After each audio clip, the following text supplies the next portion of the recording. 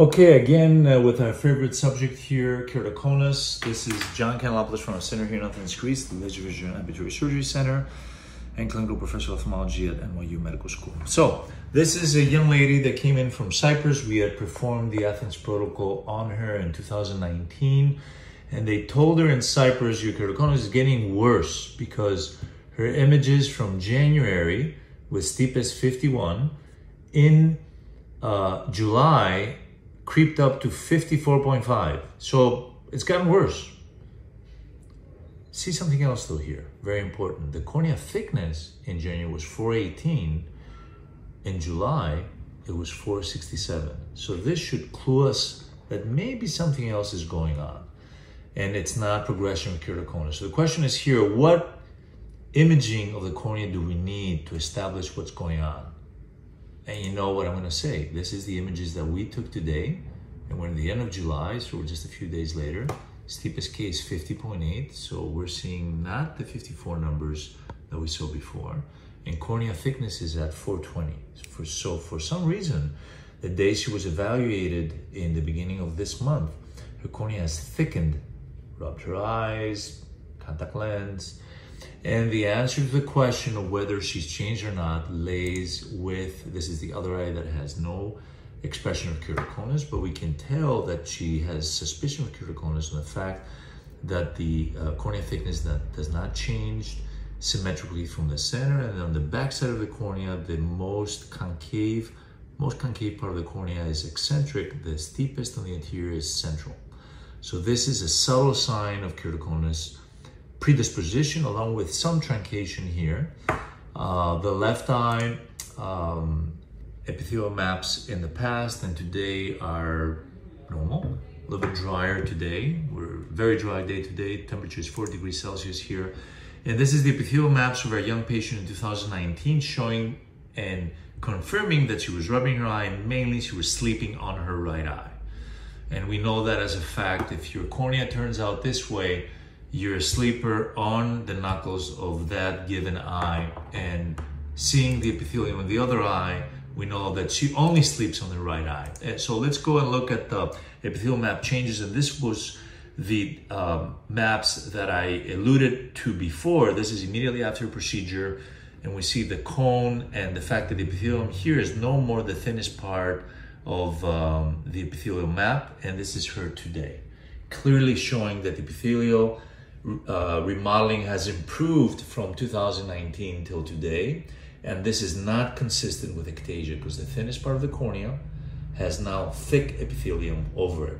So there's no way that she has progressed, and proof of this lays in these pictures. This is her before the procedure. This is our image from 2019 with steepest 51.9, and this is her today with steepest 50.8. So she actually has further flattened from 2019 till today. And again, the storyline here is before the Athens protocol, a year after, and 5 years later.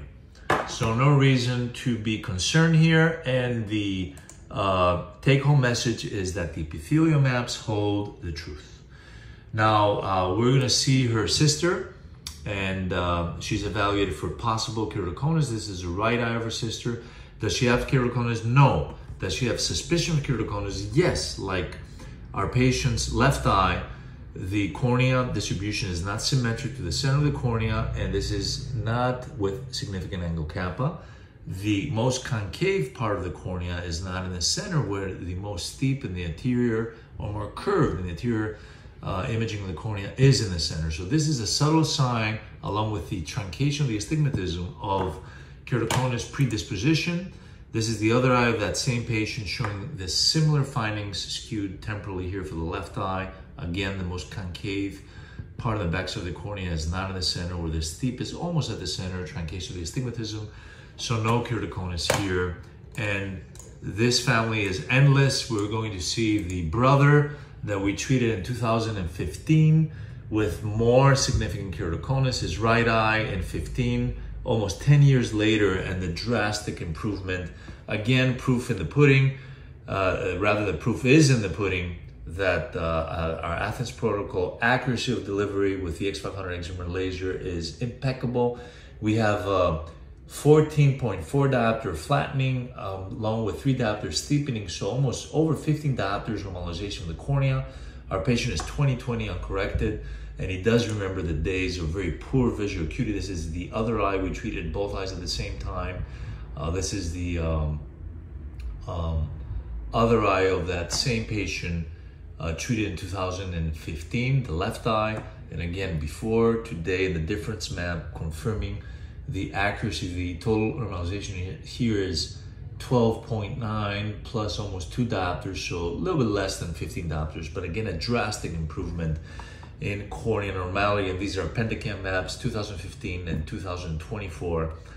And again, a confirmation of how the Athens protocol CXL reshapes the cornea, gives in both these brother and sister amazing improvement of functional vision.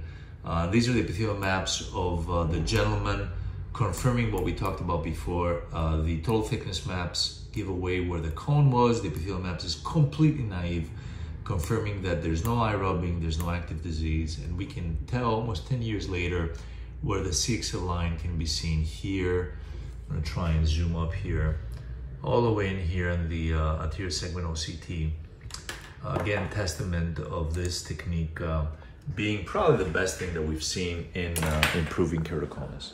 So many examples today. It just happened to be a keratoconus day. This is a whole family, brother, sister with keratoconus, the brother worse, sister less, and monocular in the sister, not binocular. So again, the sleep patterns here were giving away why they developed keratoconus. And the third sibling, the sister, with some very slight trait of keratoconus predisposition, but no expression of the disease, probably due to lower allergy potential and sleep habits. So remember, you heard this first. You heard this here first. Eye rubbing, and especially during sleep, is the main cause of developing keratoconus in someone who has cornea predisposition. Remember, we're born with our corneas ready. So the second part, besides inheriting from one of my 2 parents, keratoconus predisposition, and some cypriot patients, it's from both parents, is the amount and the length in which I rub my eyes. And the most important eye rubbing habit is the sleeping pattern. That's why visit our YouTube channel to see our instructions of a do-it-yourself sleeping mask that will mechanically protect the eyes, because there's no way we can change our sleeping habits. This is John Kanellopoulos from Athens, Greece, signing out with these very impressive images and the very nice picture of our male patient being cross-linked almost 10 years ago, showing some subtle ground glass appearance of keratoconus, but drastic improvement of the disease. Thanks so much for your attention.